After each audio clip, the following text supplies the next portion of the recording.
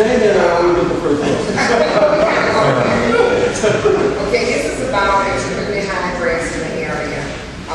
They can call in the 311 area, 311 number about high grass in our area.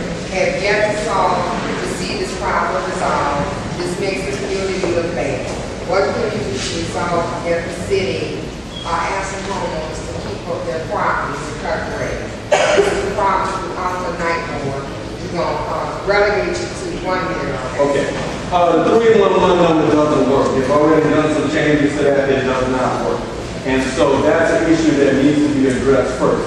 When people call the citizens call, you're not getting into the right department and services to get that done.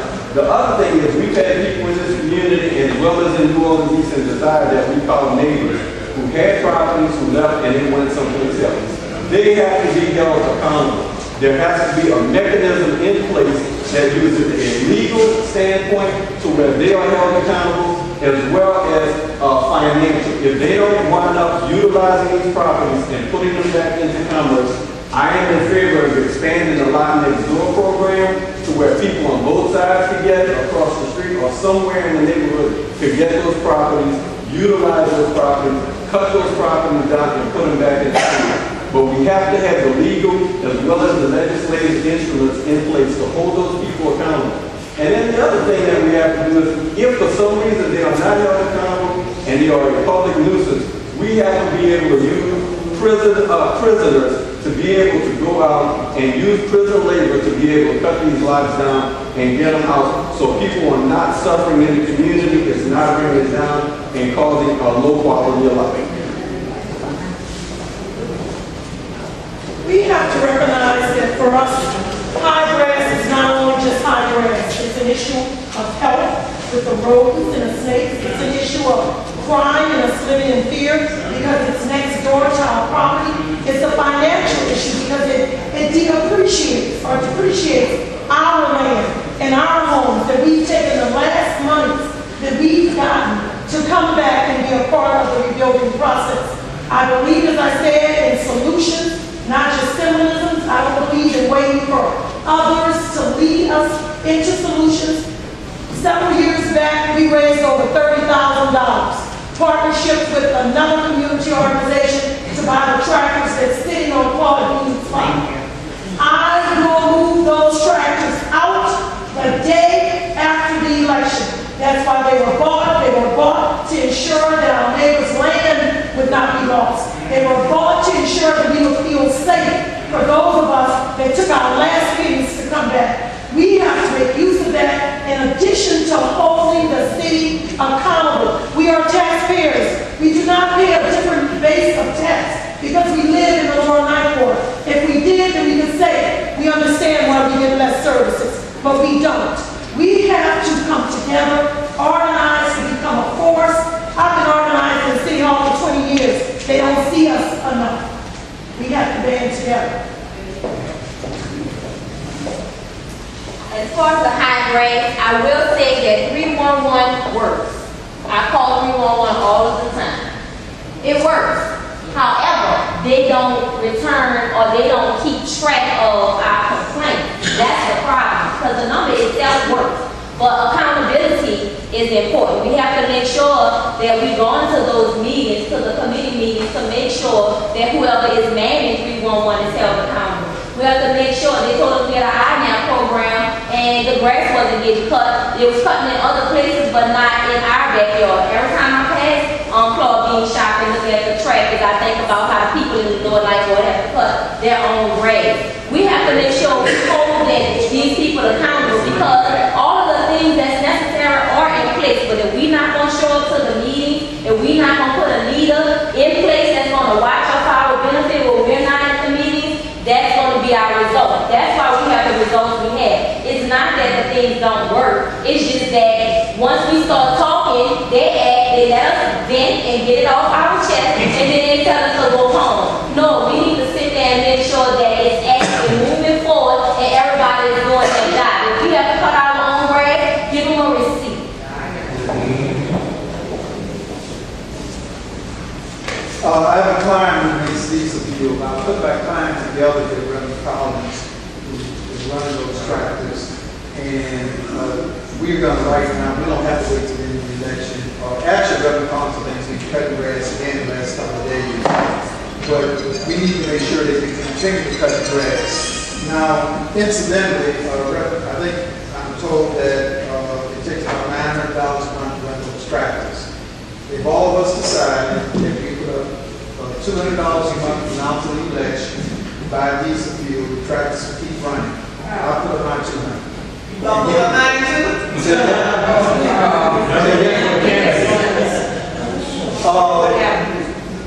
I mean, and we can run the tractors, and the tractors will get running. And that's one of the things. But we shouldn't be having to cut our own grass because I think most of that is volunteer labor, even though they have the tractors. We should demand what we have a right coming to us from the city as taxpayers. This district produces 40% of the revenue for the city. We're not getting our 40% back.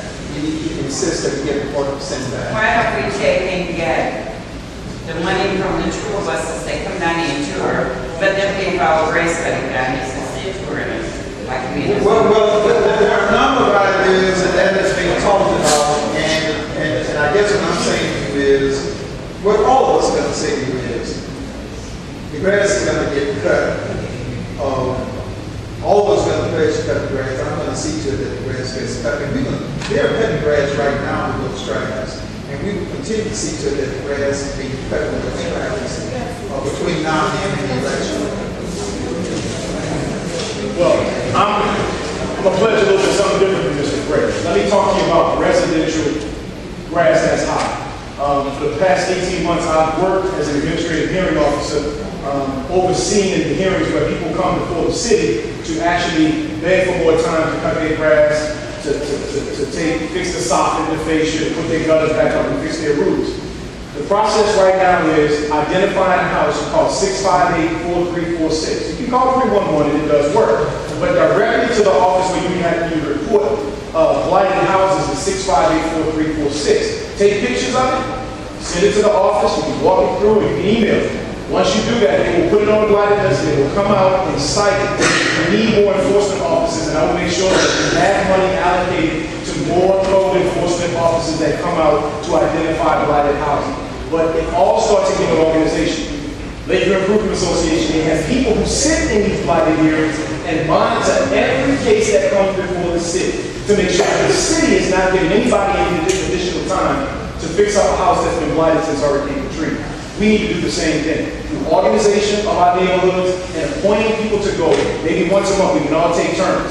Go sit in the blighted hearing so that they know we don't want any continuances. We don't want to give anybody an additional chance. If you haven't fixed it up in 7 years, what's the chances of it getting fixed up now? And I will make sure that we get organized to sit in those meetings to make sure that nobody else gets another chance to fix something we should have done 7 years ago. It's right back to who you know down there. Code enforcement come out, and I got some like around me. They come out and they're riding, it's like, they don't even see it. All right. Yes. Excuse me, Vanessa, before you move on, let me say this to the candidates, that we had volunteers coming in and out throughout the summer. The city would not even come and pick up the grass. And when I asked a police officer, there are quality of life issues here, he told me, well, maybe you all should think not to ask these people to come out and cut the grass, so you're going to have this grass piled up in your area. And I said, nobody asked them. They took their own good time, their own money, and all they left for the city to do was pick it up. And nobody wants me to do that. What can we do about it? We need to elect new leadership. I will not make excuses for the previous leaders that we had at City Council. We need new leadership so you don't have to volunteer your time. That's why we're where we are now. We keep putting the same old in, expecting a different output, and we sit here tonight and say what we've been doing. It starts now.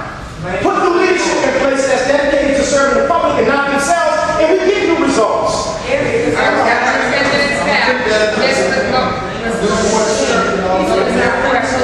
making a comment.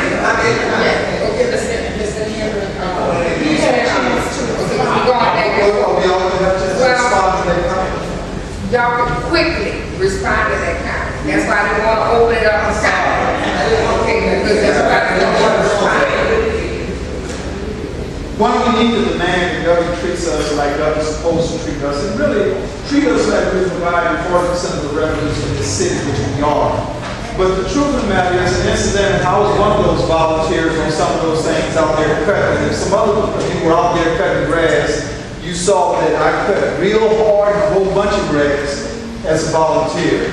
But when government fails us, there are two things we can do. One, we can get rid of it. But two, we have to save ourselves in the meantime. So once you put me on city council, I'm going to fight real hard to make sure government stops failing us. But I'm also going to come here and say, we need to figure out a way to do a lot of things to save ourselves. Thank you. As far as the grass, when the grass was cut and they weren't picking up, at one of those times, I was in the office. First and foremost, you shouldn't have had to have the people to pick the grass up, because as soon as it started getting cut, all we had to do was contact sanitation to make sure that they were working in conjunction with the organization. Sanitation didn't want to do it, and nobody enforced it. That's why they didn't pick the grass up. Because instead of the community getting upset about the grass getting cut, and they were going to call Bill Capital, we should have walked Bill Capital out there. Because the grass did sit there, it was still in the office, and nothing was done about it. But if we want to sit on the side and do nothing, because first of all, you had to go out there and cut your own grass. Then you had to go and remind leadership that it was supposed to be picked up. Sorry. Right. It's like garbage. We've organized, and many of the people that I see here in this church, we've organized thousands of volunteers to come here not only to cut grass, but to rebuild, to help us to sustain.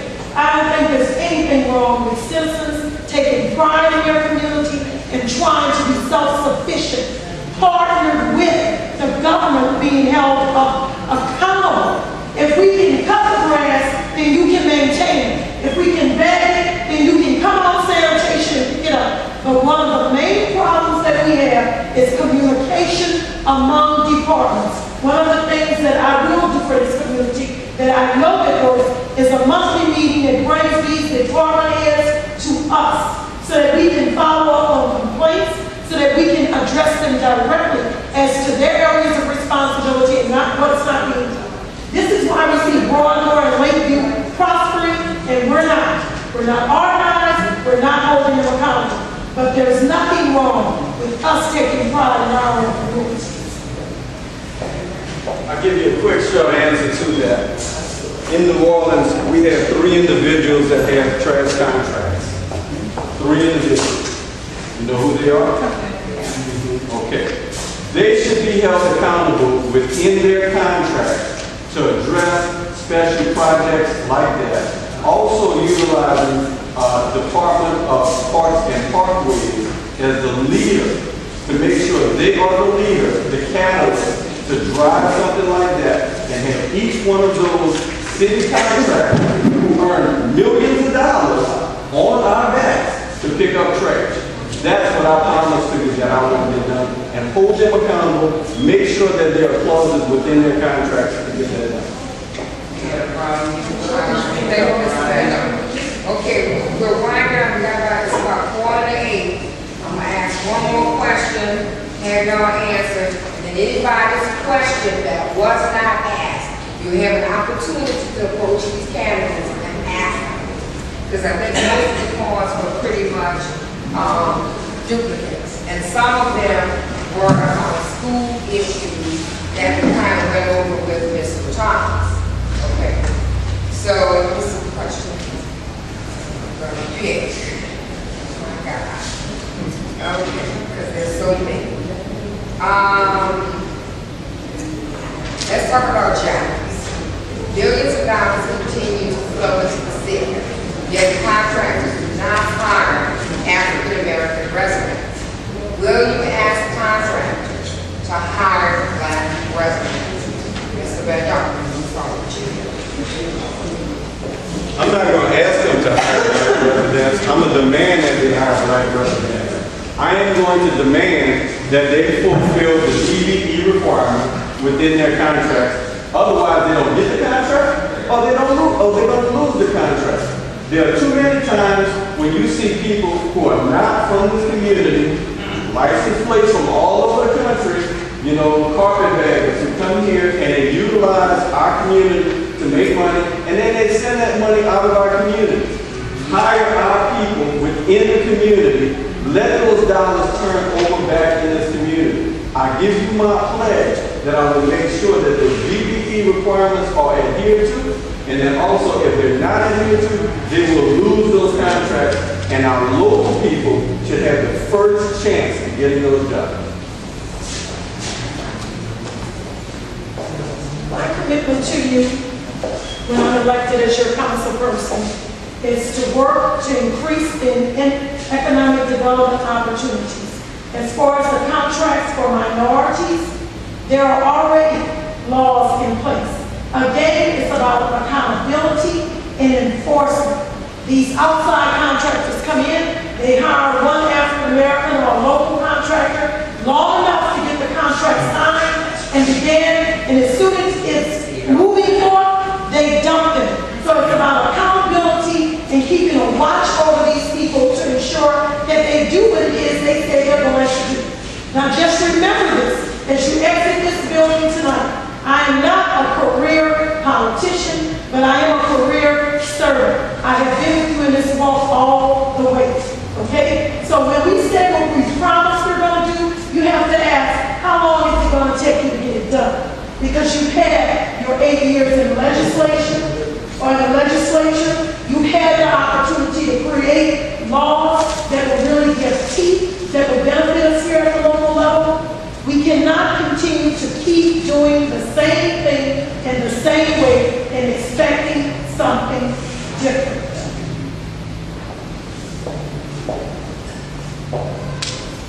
As far as hiring local and small businesses, small contractors, as mentioned, we have legislation that's already in place. But the legislation that we have in place, it does not stand when you're dealing with contractors that's coming from other places, and they quickly let you know.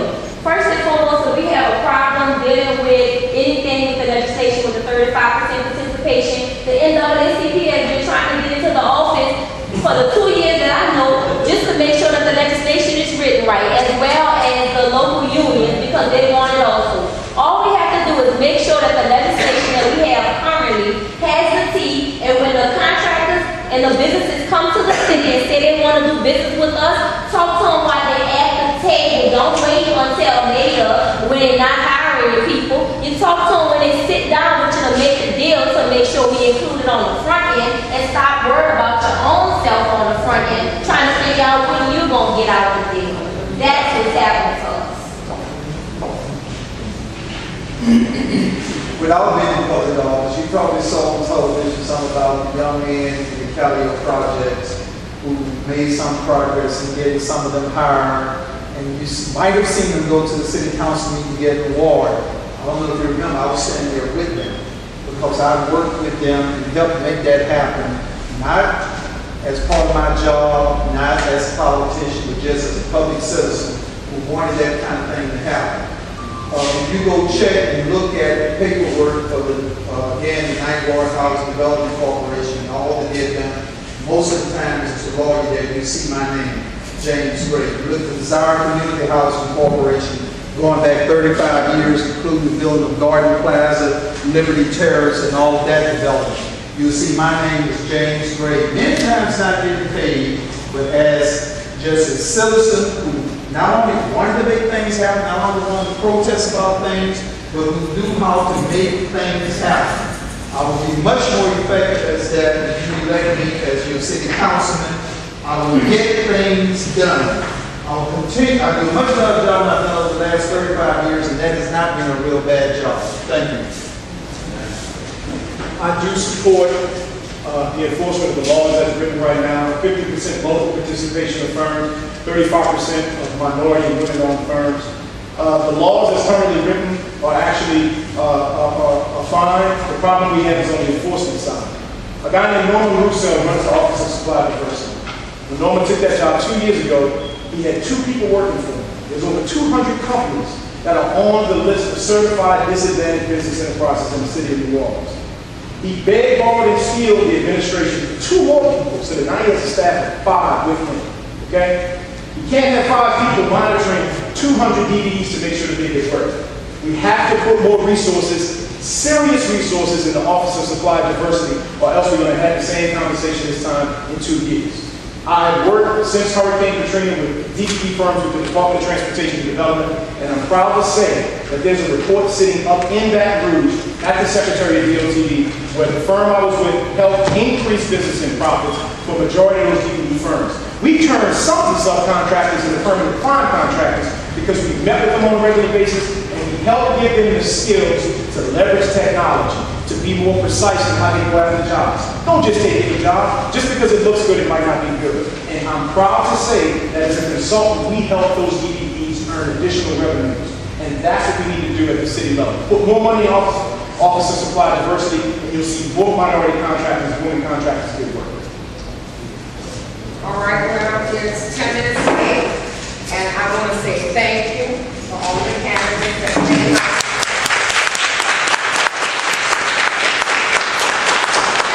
That you will attend our New Orleans East Forum, so we will have another opportunity yet again to pose questions that we were not able to get to. But most importantly, I want to thank our residents for coming out tonight, taking the time to voice your concerns and get some information and some insight into what these candidates propose to do and what they're about. So let's give ourselves. I want to thank also our Thomas, our school board incumbent that's running for a seat for coming out as